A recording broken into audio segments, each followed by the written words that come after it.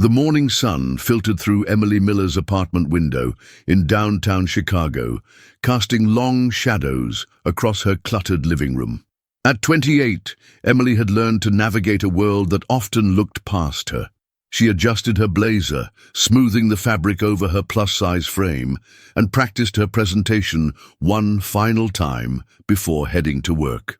Today was important. She'd spent weeks preparing her marketing proposal for Horizon Media, the advertising agency where she'd worked for 3 years, always in the background, always reliable, yet perpetually overlooked. "You've got this," she whispered to her reflection, though the confidence in her voice wavered. Her apartment walls had witnessed this ritual countless times before. The self-encouragement, the deep breaths, the mental preparation for the subtle dismissals that awaited her beyond her front door. The Chicago transit system was packed as usual. Emily squeezed into the train, feeling the familiar discomfort as passengers sighed when she took up space beside them. A man in a tailored suit deliberately avoided eye contact, shifting away slightly. These microaggressions had become so routine that Emily had developed an armor of indifference, or at least she pretended she had. At the office, the conference room buzzed with anticipation. Emily had arrived early to set up her presentation, her heart racing with a mixture of hope and dread. Perhaps today would be different. Perhaps today her ideas would matter more than her appearance. "Morning, team!" Marcus, the creative director, strode in with his usual charisma, followed by a trail of admiring colleagues. His gaze swept the room, lingering on every face except Emily's. "Let's make this quick. I've got a lunch with the Westfield account at noon." Emily's turn came last, as always. By then, attention spans had waned, and smartphones had emerged under the table. She cleared her throat, launching into her meticulously researched campaign for their newest client, a fitness app that claimed to celebrate bodies of all sizes. The irony wasn't lost on her. "Our research shows that inclusive marketing resonates with a broader audience," Emily explained, her voice gaining strength as she navigated through her slides. "By featuring diverse body types in the campaign, we could tap into an underserved market segment that—" "Thanks, Emily," Marcus interrupted, checking his watch. "Interesting perspective, but I think we should stick with aspirational imagery. People buy fitness products to look like the models, not to stay the same." A few colleagues nodded in agreement, while others avoided eye contact, perhaps sensing the sting in his words. "But the data suggests—" Emily began. "We appreciate your effort," Marcus cut in again, his smile not reaching his eyes.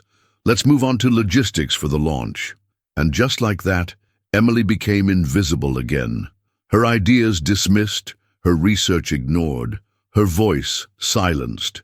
Not because her proposal lacked merit, but because in a world obsessed with appearance, her body made her opinions less valuable. The meeting dispersed, and Emily retreated to her desk, swallowing the familiar lump of disappointment. Her computer screen blurred as she fought back tears.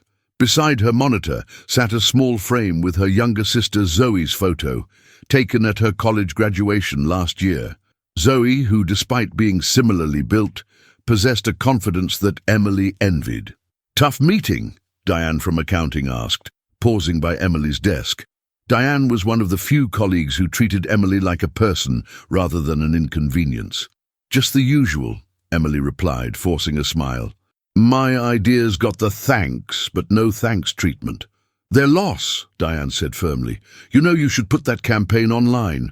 Your portfolio could use the boost, and honestly, it's too good to be buried in Marcus's rejection pile." After Diane left, Emily stared at her computer, a radical thought taking shape. What if she did more than just add this to her portfolio? What if she gave voice to the frustration that had been building for years? Not just about today's rejection, but about a lifetime of being overlooked. That evening, instead of her usual routine of takeout and reality TV, Emily sat at her kitchen table, her laptop open, fingers hovering over the keyboard. She had started a blog years ago, but had abandoned it after a few posts. Tonight, it would become her canvas. The words flowed as Emily poured her experiences onto the digital page. She wrote about the meeting, about being invisible in a visible body, about the countless times her worth had been measured by her waistline rather than her mind. She titled it simply, "The Invisible Woman." It wasn't polished or perfect, but it was raw and real. Her finger hovered over the publish button. Fear gripped her. Putting this out into the world meant exposing her vulnerability, inviting judgment, possibly even ridicule. But something inside Emily had shifted. The years of silent acquiescence had taken their toll, and the need to be heard finally outweighed the fear of speaking up. She hit publish, then closed her laptop. Tomorrow would be another day of being overlooked, but tonight, at least, she had given voice to her truth. What she didn't know, as she drifted off to sleep, was that her words were already beginning to resonate across the digital landscape, finding their way to others who had felt invisible for far too long. In the darkness of her apartment, Emily's phone began to light up with notifications, each one representing a person who had found themselves in her words, each one a thread in the unexpected tapestry of connection that was about to transform her life. The following morning, Emily's phone alarm blared through her dream, a jarring return to reality. As she reached to silence it, she noticed an unusual number of notifications crowding her screen. Confusion gave way to disbelief as she scrolled through dozens of comments, shares, and messages, all responding to her blog post from the night before. "This is exactly how I feel every day," one comment read. "Thank you for putting into words what I couldn't," said another. Emily sat up in bed, suddenly wide awake. Her post had struck a chord, reaching far beyond her small circle of friends. By the time she arrived at work, the blog had been shared thousands of times across various platforms. Diane rushed to her desk, eyes wide with excitement. "Emily, have you seen what's happening online? Your post is going viral." Throughout the day, Emily struggled to focus on her work as her phone continuously buzzed with notifications. During her lunch break, she ducked into a quiet cafe around the corner from her office to gather her thoughts. As she sipped her latte, she scrolled through the comments, tears welling in her eyes. So many voices, so many people who understood exactly what it felt like to be judged solely on appearance. A notification for a direct message appeared from Alicia Torres, the editor of Modern Perspective, a popular online magazine known for its thought-provoking content on social issues. "Your piece resonated with many of our readers who've shared it. Would you be interested in expanding it into a feature article for our platform?" Emily nearly spilled her coffee. This was an opportunity she had never imagined possible. With trembling fingers, she typed her acceptance. That evening, instead of heading home, Emily found herself at a busy downtown co-working space, working feverishly on the expanded article. She delved deeper into her experiences, articulating the subtle and not-so-subtle ways society dismisses those who don't fit conventional beauty standards. As she wrote, she realized how much she had internalized, how many opportunities she had let pass because she had accepted the narrative that she wasn't enough. The article, titled "Weight and Worth Breaking the Invisible Barrier," was published the following week. The response was immediate and overwhelming. Interview requests flooded in from podcasts, radio shows, and even a local morning television program. Emily, who had spent years trying to avoid attention, suddenly found herself in the spotlight. "We're live in 3, 2, 1. The red light on the camera blinked on, and Emily felt her heart race as the host of Chicago This Morning turned to her with a practiced smile. Today, we're joined by Emily Miller, whose article on weight discrimination has resonated with readers nationwide. Emily, what inspired you to share your story? Under the bright studio lights, Emily took a deep breath. "I spent years believing that my ideas and contributions were less valuable because of how I look. That night, after yet another dismissal, I decided I was tired of being invisible. I never expected it would connect with so many people." The 6-minute segment flew by, and as Emily stepped off the set, her phone buzzed with a text from Zoe. Just saw you on TV. You were amazing. Call me ASAP. Back at work, the atmosphere had shifted. Colleagues who had previously looked through her now stopped by her desk to chat. Marcus called her into his office, his demeanor uncharacteristically deferential. "Your article has generated quite a buzz," he said, leaning back in his chair. "The CEO mentioned it in this morning's executive meeting. They're thinking about launching a diversity initiative, and they want your input." His smile didn't reach his eyes, but there was a new respect in his tone that hadn't been there before. Emily nodded, maintaining her composure despite the vindication washing over her. "I'd be happy to contribute," she replied, her voice steady. As weeks passed, Emily's platform continued to grow. She started a dedicated Instagram account where she shared her thoughts on body acceptance and workplace inclusion. Her followers multiplied rapidly, drawn to her authenticity and relatable content. Companies began reaching out for consulting on inclusive marketing strategies. The fitness app that had rejected her campaign now wanted to feature her as a spokesperson. The attention was exhilarating, but also overwhelming. One evening, as Emily sat at her kitchen table answering emails and messages, exhaustion hit her like a wave. Her phone rang, Diane calling to check in. "How are you really doing with all this?" Diane asked, after Emily had recounted her latest interview request. Emily hesitated, the facade of excitement cracking. "I'm not sure," she admitted. "Part of me is thrilled that people are listening, that my voice matters now, but another part feels, I don't know, like I'm still being defined by my body, just in a different way." "That makes sense," Diane replied thoughtfully. "The world wanted to make you invisible because of your weight. Now they want to make you visible for the same reason." The conversation lingered in Emily's mind as she prepared for bed. Looking in the bathroom mirror, she studied her reflection, the same person she had been before the viral post, before the interviews and followers. But something had changed in her eyes. The resignation had been replaced by a quiet determination. Her phone chimed with a new email notification. It was from a high school teacher in Denver, sharing how her students had discussed Emily's article in class and how one quiet, plus-size girl had spoken up for the first time, inspired by Emily's courage. In that moment, Emily understood that her journey wasn't just about her anymore. It had become something larger, a ripple effect, touching lives she would never meet. The realization was both terrifying and empowering. As she drifted off to sleep, Emily knew that whatever came next, she couldn't go back to being invisible. Too many people were finally seeing themselves through her story. 3 months after her blog post went viral, Emily found herself in a sleek conference room in New York City, seated across from executives from Authentic, a major clothing brand known for its limited size range and aspirational marketing. The irony wasn't lost on her. 6 months ago, she wouldn't have been considered their target demographic, let alone a potential business partner. "We've been following your platform, Ms. Miller," said Catherine Reeves, the company's marketing director, her voice smooth as polished marble. "Your message about inclusivity aligns with our new direction." Emily raised an eyebrow, remembering all too well the brand's previous campaigns, featuring exclusively size 0 models. "Your new direction?"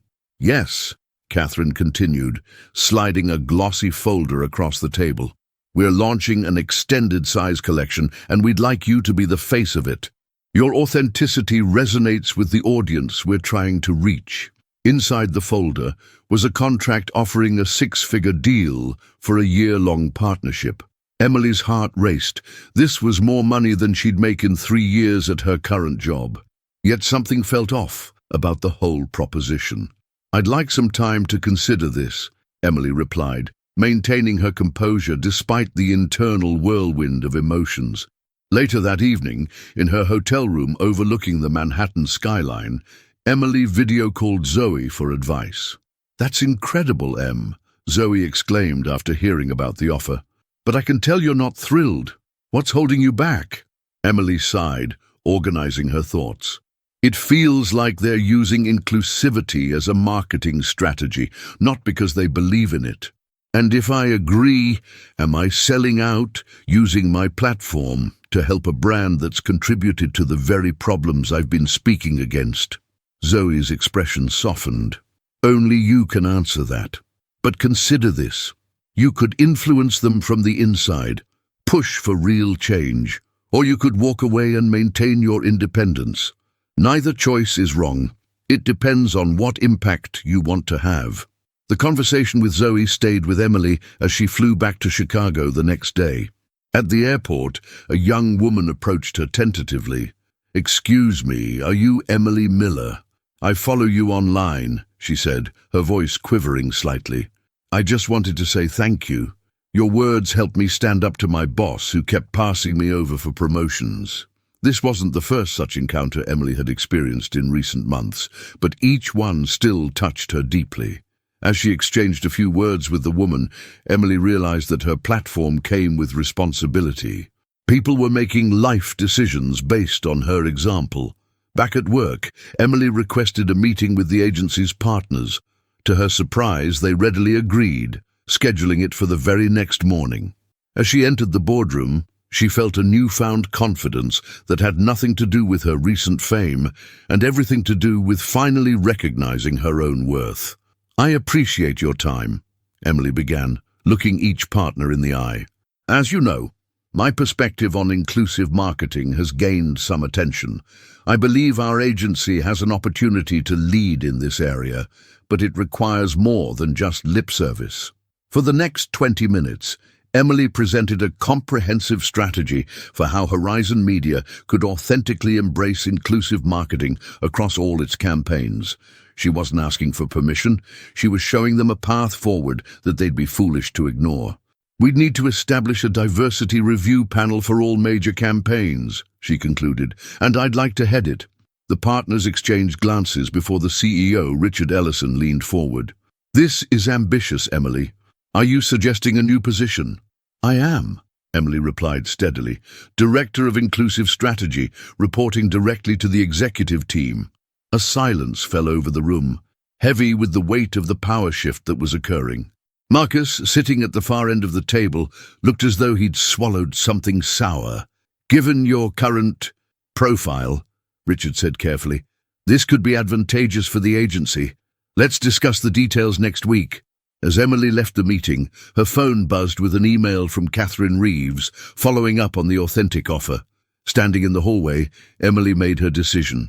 She typed a response declining the partnership, suggesting instead that they consider hiring plus-size consultants throughout their design and marketing process, not just as the public face of a campaign. That evening, Emily sat on her apartment balcony, watching the Chicago sunset paint the sky in brilliant oranges and pinks. Her phone buzzed constantly.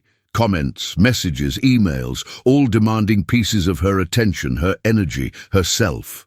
The pace of the past months had been exhilarating, but exhausting. A text from Diane appeared. "Heard about your meeting today. Bold move. Drinks to celebrate." Emily smiled, texting back an acceptance. As she prepared to meet her friend, she caught sight of her reflection in the hallway mirror. The woman looking back at her wasn't the same one who had hesitantly published that blog post months ago. This Emily stood taller, her gaze direct, unapologetic. At the bar, Diane raised her glass in a toast. "To the new Director of Inclusive Strategy," Emily laughed, clinking glasses. "They haven't confirmed it yet." "They will," Diane said confidently. "They'd be idiots not to. But more importantly, how are you handling all this, really?" Emily considered the question, swirling her drink thoughtfully. "It's strange. For so long I wanted to be seen, to be heard. Now that I am, I'm realizing that visibility comes with its own challenges. Everyone wants something from me. Brands want my endorsement, followers want my advice, media wants my story. And what do you want?" Diane asked, cutting to the heart of the matter. The question hung in the air, simple yet profound. What did Emily want? Not just to be seen, she realized, but to see change. Not just to be heard, but to amplify other voices that had been silenced. Not just to be valued despite her body, but to help create a world where no one's worth was measured by their appearance. "I want to use this platform for something meaningful," Emily finally answered. "Something that lasts longer than my 15 minutes of fame." As they continued their conversation, Emily's phone lit up with another notification. This time, it was a message from a group called Body Positive Educators, inviting her to speak at their annual conference. Among the other speakers listed was Dr. James Chen, an influential researcher whose work on weight stigma in healthcare had been groundbreaking. Emily felt a spark of inspiration. Perhaps this was the direction she had been seeking, not just sharing her personal story, but contributing to the broader conversation about systemic change. As she showed the invitation to Diane, Emily felt the first stirrings of a new purpose taking shape. "I think I just found my next chapter," she said, a genuine smile spreading across her face. 6 months later, Emily stood backstage at the TEDx Chicago event, breathing deeply to calm her nerves. Through the curtain, she could see the audience of 500 filling the auditorium, with thousands more watching the live stream online. Her journey had brought her here, to one of the most respected platforms for ideas worth spreading. "5 minutes, Ms. Miller," a production assistant informed her with a reassuring smile. Emily nodded, smoothing down her dress, a vibrant blue number from a new, inclusive designer she had discovered through her network. Gone were the days of hiding in black, of trying to minimize her presence. Today, she wanted to be seen not despite her body, but as her complete self, mind, voice, and body working in harmony to deliver a message she believed in. Her phone vibrated with encouraging texts from Zoe and Diane. A message from Dr. Chen, who'd become both mentor and collaborator since they'd met at the Educators Conference, simply read, "Remember, your story is the bridge. Trust yourself." The past 6 months had been transformative. Emily had accepted the position at Horizon Media, but on her terms, working 3 days a week while dedicating the rest of her time to the foundation she had established, Visible Voices, which provided resources and platforms for marginalized individuals in various industries. The host's voice boomed through the speakers. "Our next speaker has sparked a national conversation about weight bias in the workplace and beyond. Please welcome Emily Miller."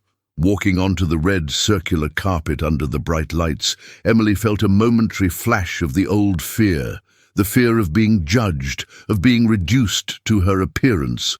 But as she took her position center stage, she looked out at the diverse faces watching her with expectation and realized that fear no longer controlled her. 3 years ago, she began, her voice clear and steady, I sat in a meeting room where my ideas were dismissed, not because they lacked merit, but because the person presenting them didn't fit the expected mold. Like millions of others in workplaces across America, I was being judged not by the content of my mind, but by the size of my body. For the next 18 minutes, Emily wove together research, personal anecdotes, and the stories she had collected through her foundation, stories of brilliant minds overlooked, of innovations delayed, of human potential wasted because of biases both conscious and unconscious. The cost isn't just personal, she emphasized, displaying a slide with economic impact statistics. When we silence voices based on appearance, we lose perspectives that could drive innovation, solve problems, and yes, even increase profits. Inclusion isn't just a moral imperative, it's a business advantage. As she moved toward her conclusion, Emily paused, taking in the attentive faces before her. My story went viral not because it was unique, but because it was universal. The hunger to be seen for who we truly are connects us all, regardless of size, shape, color, or ability. The question isn't whether we should make room for diverse bodies and voices, it's whether we can afford not to. The applause that followed her final words was thunderous. As Emily made her way backstage, she was met by the event organizer, who was already receiving messages about the impact of her talk. "The hashtag is trending," she said, showing Emily her phone screen where the show Visible Voices was climbing the charts. After the event at a small reception for the speakers, Emily found herself approached by a familiar face, Marcus, her former creative director, now a VP at a competing agency. "Impressive talk," he said, an uncomfortable smile playing at his lips. "You've come a long way since Horizon." Emily regarded him calmly, noticing the mixture of admiration and discomfort in his expression. "Thank you, Marcus, though I was the same person with the same ideas back then too. The difference is now people are listening." Before Marcus could respond, Emily was called away by Dr. Chen, who introduced her to a representative from the Department of Labor interested in consulting with Visible Voices on workplace diversity initiatives. Later that night, as Emily's taxi crawled through Chicago's traffic, her phone rang with a call from Zoe. "I just watched your talk online," her sister exclaimed. "The comments section is blowing up. How does it feel to be changing the world, big sis?" Emily laughed, watching the city lights blur past the window. "I'm not changing the world, Zoe. I'm just making it a little more uncomfortable with the status quo. Real change happens when discomfort leads to action." Arriving home, Emily kicked off her heels and padded to her balcony, the same spot where she had contemplated her path forward months earlier. The view hadn't changed, but her perspective had. Chicago's skyline glittered against the night sky, each light representing a life, a story, a potential voice waiting to be heard. Her phone chimed with an email notification. Another speaking request, this time from a major university's business school. Emily set the phone down without responding. Tomorrow would be time enough for decisions. Tonight was for reflection. A year ago, she had been invisible, her worth determined by others' perceptions of her body. The journey from that place of pain to this moment of purpose hadn't been easy or straightforward. There had been backlash along with the support, trolls among the allies, doubts amidst the convictions.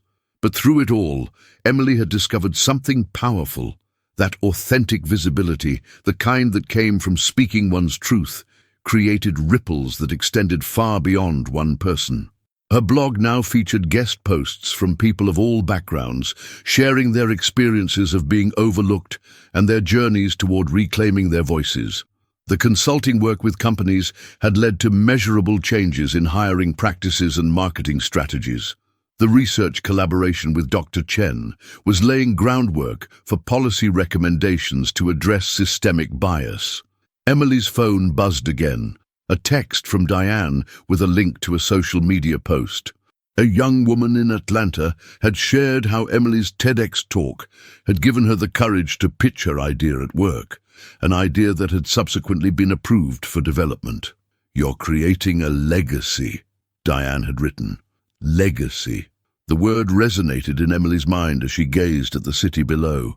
Not fame, which was fleeting, not influence, which could be shallow, but legacy. The lasting impact of courage, multiplied through others finding their own. Emily thought back to that night in her kitchen, when a moment of vulnerability and frustration had led her to share her truth. She couldn't have imagined then where that single act would lead, not just to personal transformation, but to becoming part of a larger movement for change. As she finally turned in for the night, Emily set her alarm for the following morning. Tomorrow would bring new challenges, new opportunities to amplify voices, to challenge biases, to create spaces where worth wasn't measured by appearance. The work wasn't finished. In many ways, it had only just begun. But tonight, in the quiet of her apartment that no longer felt like a hiding place but a launching pad, Emily Miller, once invisible, now a catalyst, allowed herself to feel the simple satisfaction of being truly seen, not for how she looked, but for who she was and what she stood for, and in that recognition lay the most profound transformation of all.